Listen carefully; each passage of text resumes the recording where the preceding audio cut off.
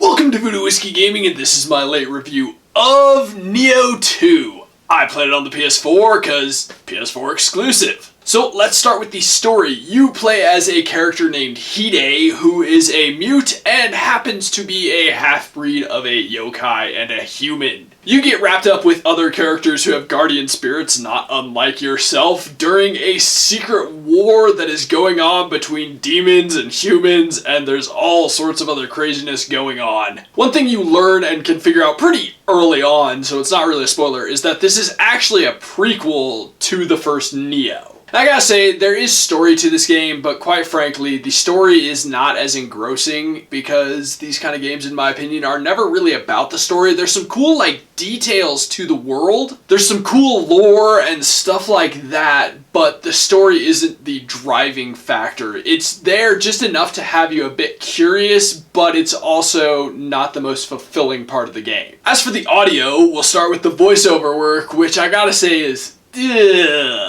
it's not terrible, but it's also not amazing, and there's some really weird stuff, like some of the characters don't have an accent, some have British accents, none of them have Japanese accents, or if they do, I didn't notice it, but the characters I've run into all have, not Japanese accents. As for the sound effects and music, I really love the music in this game. I think it's fantastic. It really helps breathe life into the world. They use a lot of older Japanese instruments, or at least that's what it sounds like, and it feels cool. It really fits with the world. I think it works very well. As for the rest of the sound effects for the combat and the demons and just the ambient noises, those are excellent as well, especially the combat. I really like the sound effects for that because it really just helps suck you in. Let's get into the gameplay mechanics and whatnot, which this is very much a Soulsborne style game, just like the first Nioh was. The one thing I will say about the Nioh franchise is that it's very much however you want to play it. The one thing I will say about the Nioh franchise is that you can guard, you can dodge, you can counter, you can do all sorts of stuff like that in ways that some of the other games don't necessarily lend themselves to as easily. But it is still very much one of those get good, very challenging games, and it took me a while to get back into that mindset. Which is a very nice way of saying I got my ass handed to me for quite a while because it just was different than what I've been playing lately. But that's not a bad thing, and I still really enjoyed it. Whenever I beat a boss, it was very satisfying, but at the same time, I was always kind of kicking myself because once I did successfully beat them, once I figured it out, I was like,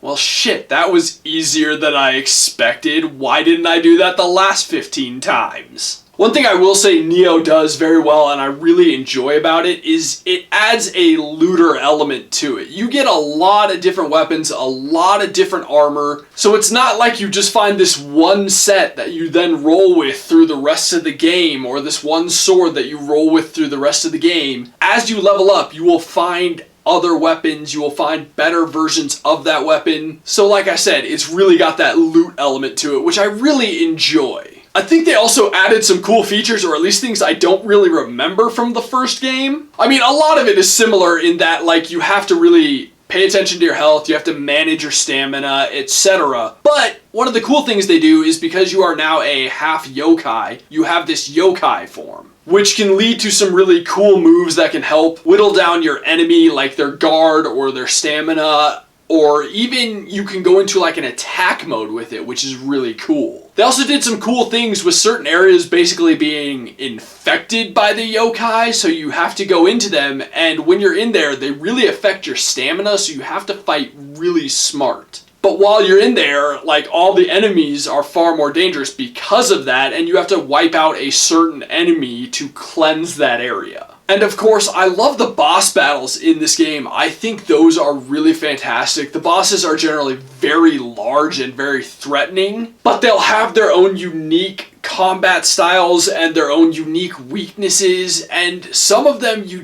really do just have to figure that out with every boss and come up with your own strategy. But I will say, this is where the game thrives because, quite frankly, that skill, developing it, figuring out all the different little things, how to beat the different enemies, how to beat the semi-bosses, how to beat the bosses, that's the part that really keeps you going. As for the controls, I think the controls work very well. I will say though, I did have some issues with dodging. There are two ways to dodge attacks using the X button. There is tapping X and moving left to right, back, forward, whatever. And that I found to be inconsistent. There were definitely times where I felt like I had done it and I should have dodged, but I still got wrecked and it led to my death. What I found that worked far better is when you double tap the X, which is a far more exaggerated dodge. It's generally a roll to the side or forward or backward. That always seemed to work, which was really annoying because there were times where I didn't want to do that full dodge, but I knew I needed to if I wanted to survive. I will say, however, that while that does annoy me and it's kind of frustrating, that shouldn't be a problem. Once I figured out that I could do the double tap and roll further and more successfully dodge, it really didn't matter as much after that. Beyond that failure in responsiveness, the rest of the controls for movement, for attacking, etc., I think those worked very well. So overall, I enjoyed that. Lastly, the visuals. I think this is a very good looking game. I really think they did a great job and I love the aesthetic of this game. They really go for the realism and they hit it pretty well on the head. I think a lot of the characters look very good. I'm not going to say this is the best looking game I have ever seen, but it is a really good looking game. They get that realism level pretty heftily, and I like the design of the enemies. I really enjoyed them in the first game, and that continues on in this game. I think the yokai look fantastic, and I think they have a really cool design. Beyond that, like I mentioned, there's the aesthetic. I really like the whole Japanese samurai aesthetic.